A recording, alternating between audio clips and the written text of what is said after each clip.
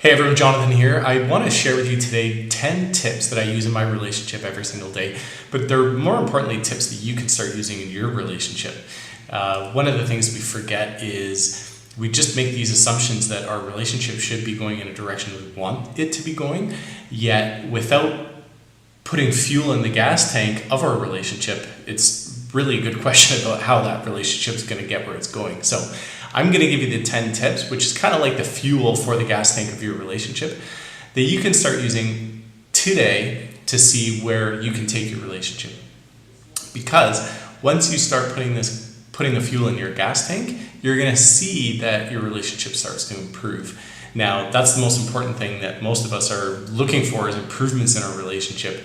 And again, I just want to circle back to say that an expectation of improvement without the fuel, without the effort that we put in the gas tank, really it's just left at an expectation. You won't see the results that you want to see. So that being said, my name is Jonathan Van Vegan, and I'm just going to give you my 10 relationship tips that I think you can start using in your relationship right away.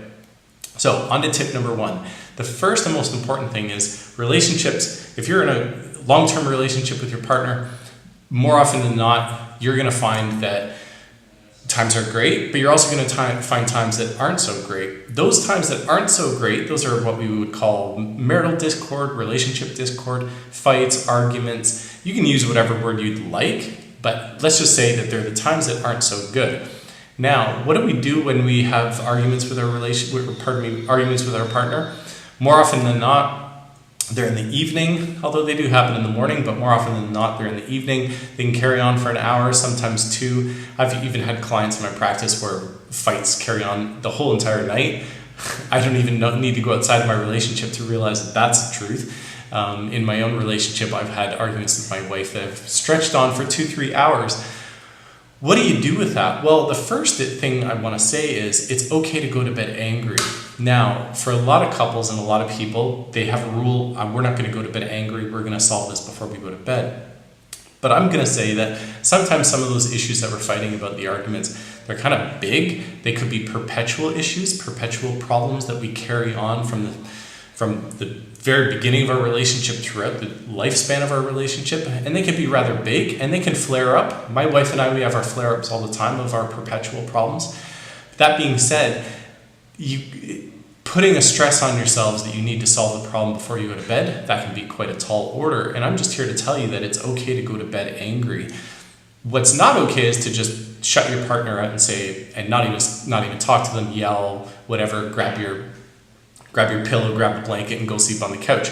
Now, you can absolutely do that, but what you do yourself a favor with is by saying to your partner, you know what, I'm still really angry with you, but I just don't think we're going to solve this tonight. Let's circle back and get some sleep. That would be probably my most important tip that you can use when you're kind of working with an argument that's stretching into the hours. That's stretching in, it's going to start preventing you guys from getting a good night's sleep. Just hit pause on it and say, you know what, we're still angry. This is probably not going to get solved, but what's more important is that we get a good night's sleep and that we can clear our heads, and maybe we can circle back to that problem in the morning. So tip number 1 is it's okay to go to bed angry. Moving on to tip number 2, it is okay to take a break from talking. And what I mean by this is that problems and arguments, disagreements with our fights, whatever you'll call them, they're heavily impacted by our emotions in the moment. And so if we're having a really emotional moment, a really emotional argument, an emotional fight, it can be very difficult to bring in some of the rational thought, the thinking, the calmness that we need to kind of fight our way out of this wet paper bag, if you'd call it. So I like to say that it's okay to take a break from talking. What's not okay to do is to just stonewall your partner, shut them out, just give them the silent treatment. That you're going to move into a different area that's more problematic, that's going to lead you down a road of isolation, loneliness, sadness. And, obviously when we have fights and disagreements with our partner, isolation, sadness, loneliness, those things can creep in. But it's our job, if we want to maintain a long-term healthy relationship, it's our job to put a stop to that, put the brakes on that and say, you know what, we can still be upset with each other. and take a break, but it also doesn't mean that I have to shut you out completely or give you the silent treatment, not speak to you for 2 or 3 days. What's more important is to just say, you know what, I really need a pause here. I need a break. I'm a little bit too emotionally charged to engage with you right now. I think we need to hit pause, and I'm going to come back to this later. Give me a little bit of space. Space is always a good thing. It allows us to clear our head, and it opens our head up for some of those rational thoughts, those calmer moments, calmer emotions to start entering into our world that we can then use to go and re-engage our partner. So I'd say tip number 2 is it's okay to take a break from talking. Another relationship tip, and this is going to move from the problems to the solutions or from the negative to the positive, is to start dreaming. One of the things I find a lot of couples do is they don't dream together anymore. They talk about, retirement, they talk about a cottage they'd like to own, but I'm talking about what are your best hopes for the relationship. Now, I've talked about this in a lot of other videos about what having a best hope for your relationship is and what it looks like.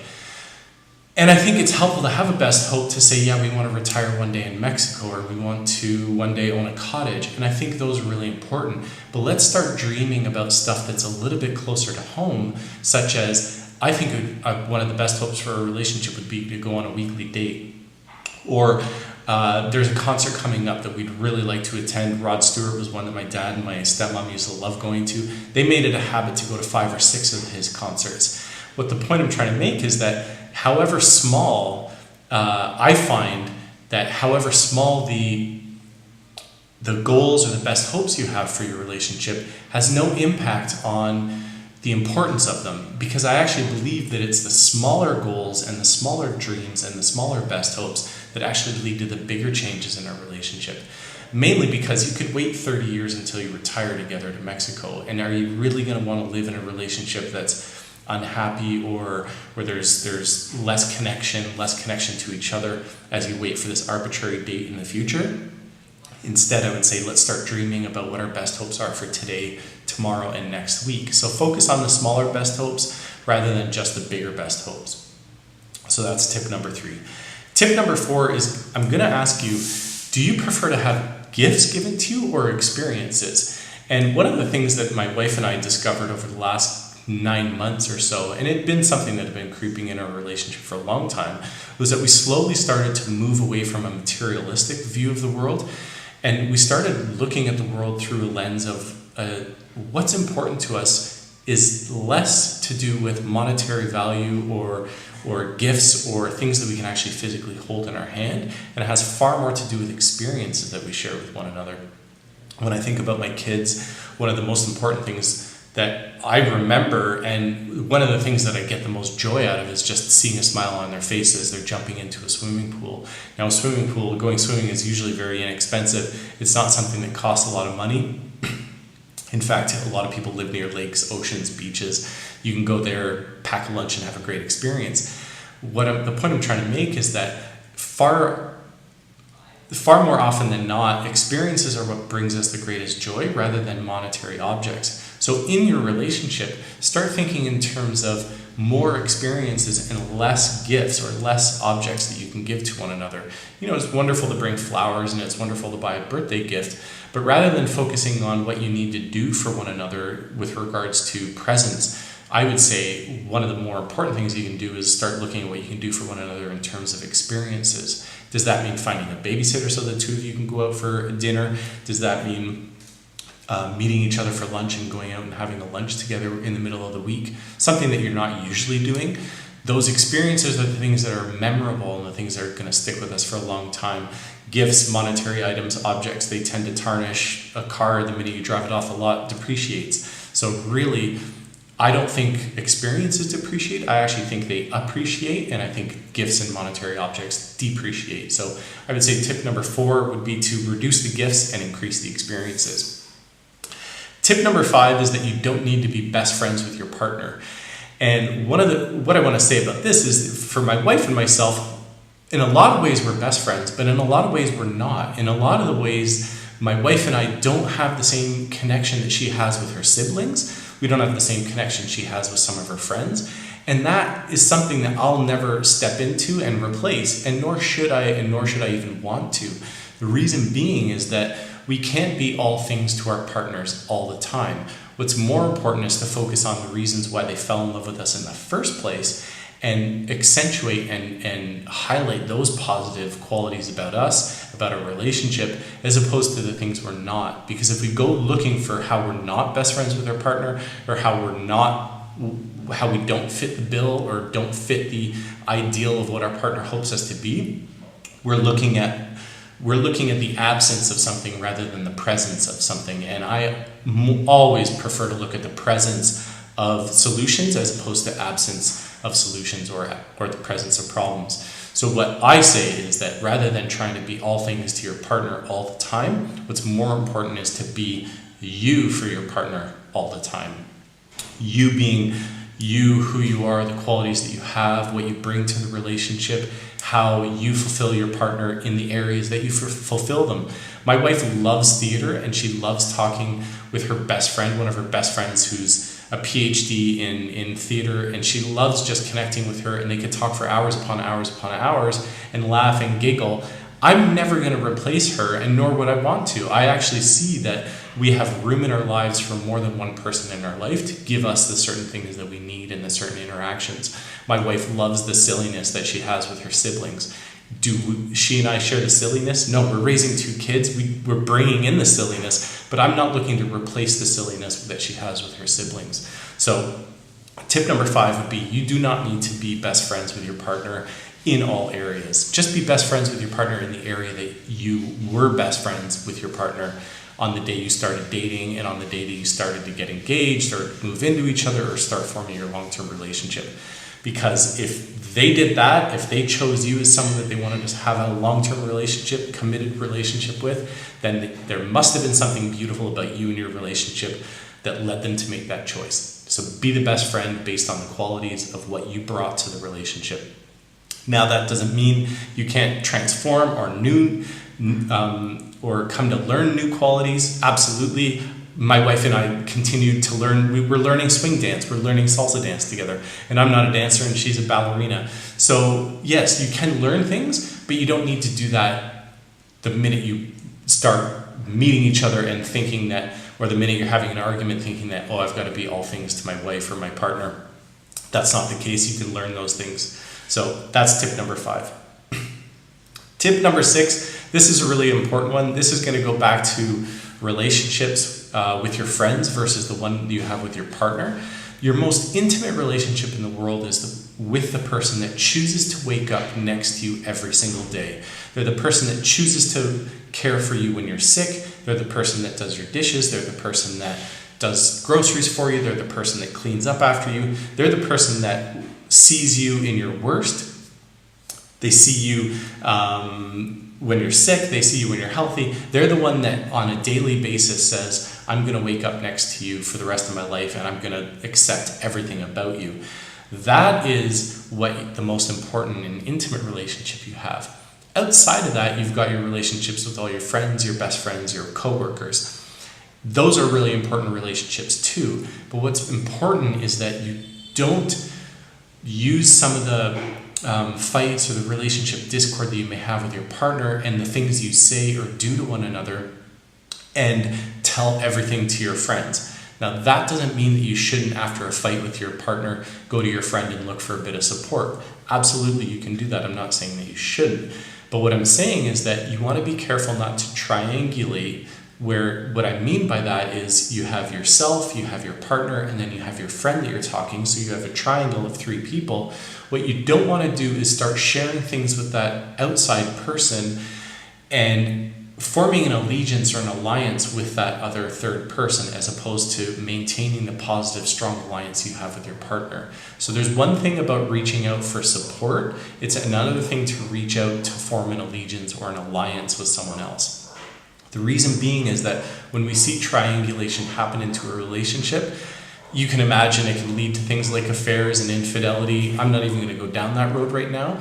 But more importantly is that it divides the relationship that you have with your partner and it brings closer the one that you have with that person on the outside, when really the person that you need to be solving the relationship discord or the fight or the argument with is with your partner. It's not with that outside person. So that outside person also doesn't operate from all of the correct information.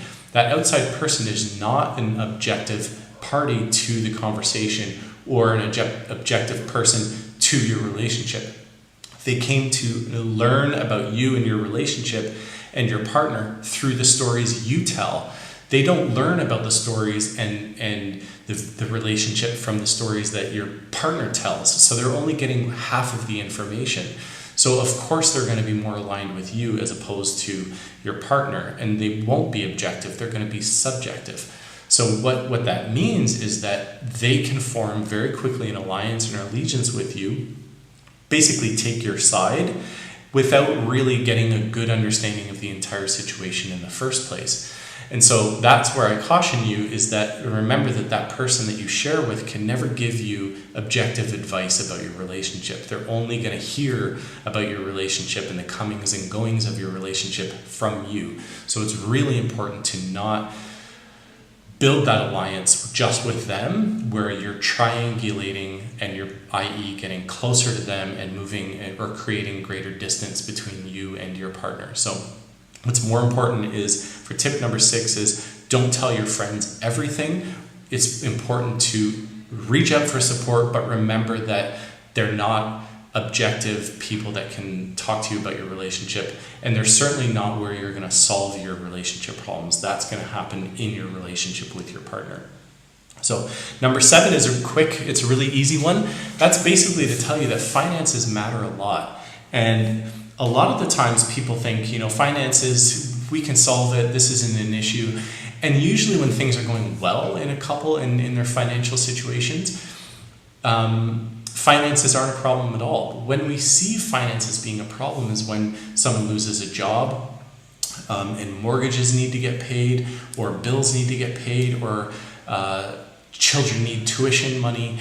These are situations that put an enormous stress on a relationship. Finances they attack our security, they attack our very self-preservation when things are going bad. So when things are going bad, it's really important to take a step back and see, well, perhaps the arguments and the stresses that my partner and I are under are exacerbated by our financial situation. So if you win the lottery and you've paid off your mortgage and your kids have all the tuition money they need, and you've got your money invested in a great interest rate, and you can just spend every month knowing that next month you're going to get a replenishment of your monthly budget, I'm going to say finances aren't a problem. If you lose a job and you've got a declining house property value, and you can't get a second mortgage on your house because of that declining property value, and your kids need tuition for university or for college, I'm going to say finances are going to be a stress. So just remember that some of the relationship discord or the fights or the arguments could be exacerbated by that financial stress. My wife and I, case in point, we've gone through the years where we've had really great financial times and we've had difficult financial times where I lost a job, or was in between jobs, or my wife was in between jobs, which was kind of less. It didn't happen quite as much. It was more me moving from job to job. But what's important is that we suffered that same thing, where we would go through dips or peaks and troughs, I guess is probably the best way to put it, where sometimes finances were great, no real relationship discord that was heavily impacted by the finances. But when times are tough, or when you're looking for a job and you can't find one, that's when the finances matter a whole lot more. So that's tip number 7, is to put a little bit of the blame for the degree or the height or the how profound your disagreement or argument is with your partner. Put a bit of that blame onto your finances, because finances matter a lot. Number 8, this is a really fun one. Just give your partner some dirty compliments. And what I mean by dirty compliments, it could be something like, wow, your ass really looks great today, or, I really can't wait to get on top of you tonight. Those are dirty compliments. They're the kind that, it's the pillow talk, it's that sexy talk that you have with your partner. It's that healthy talk that you have created. It's a language, it's a conversation that you guys have started ever since you started being intimate with one another. Those dirty compliments are the things that help us simmer and help bring our appetite for physical intimacy throughout the day. And that simmering process, where we trade compliments like that throughout the day, that eventually lead us to the bedroom when we get at that moment alone, the kids are asleep, or it starts to create create an emotional and physical connection so that when we do have that opportunity to be intimate with our partner, it brings an even greater fulfillment. So I would say those dirty compliments, they lead to that fun simmering, that banter, that connection throughout the day. And you want more of that. More of that's good. Dirty compliments are good. I won't go through all the dirty compliments that my wife and I use, or even kind of conjecture what you use. We all know what they are. We're talking about that sexy language, that sexy talk that we share with our partner. I'm just here to tell you to do more of that. So that's tip number 8.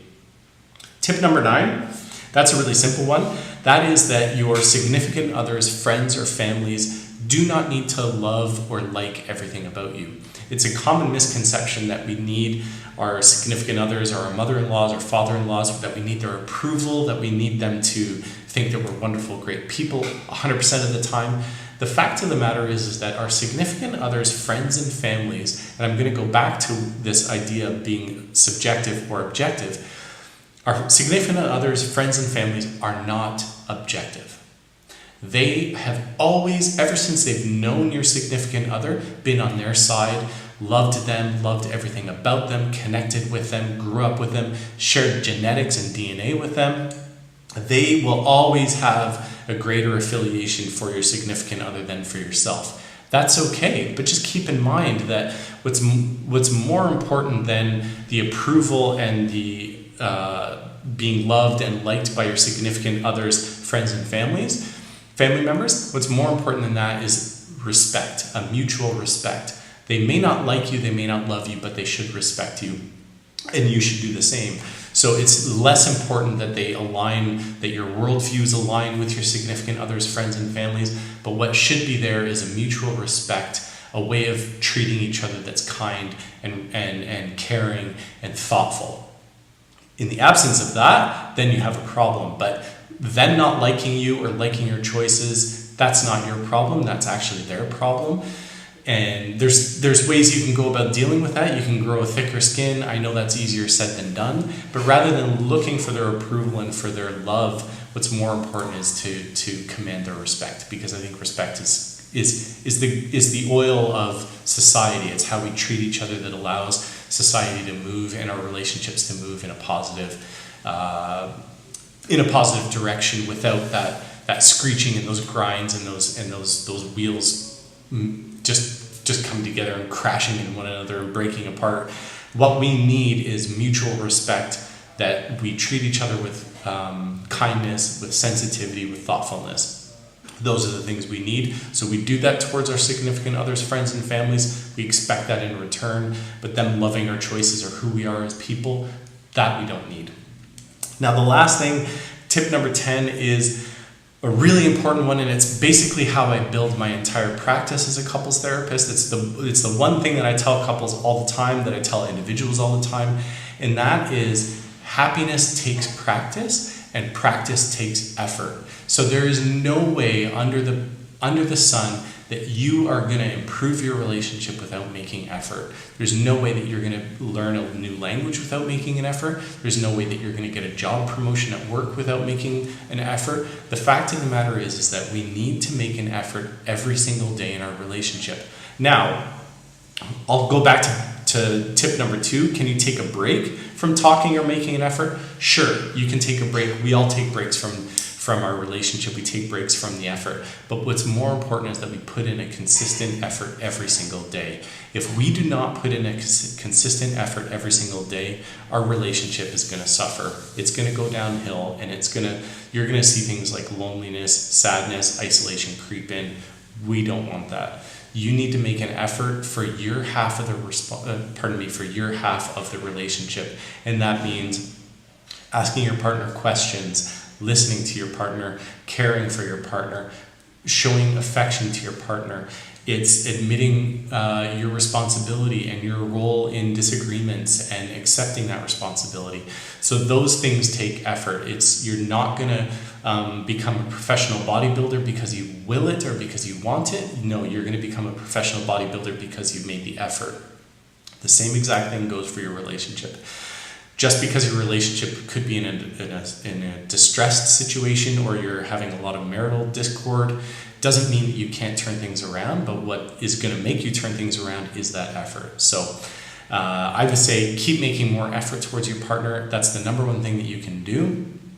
The number two thing to do is just to look back at all the effort that you've made towards your partner in recent days, weeks, months, because looking back at your efforts and the effort that you've made is really helpful because it tells you what works. It also tells you what you should do more of, but it also gives you a bit of self-confidence to say, hey, you know what, last week I did ask my wife what she needed on my drive home from work, or I did check in with her before I made plans with friends to see what our schedule looks like.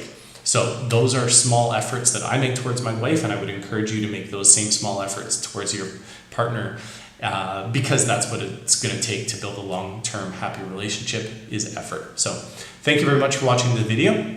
If you want to comment, like, share, or subscribe to my channel, please do. I love your support.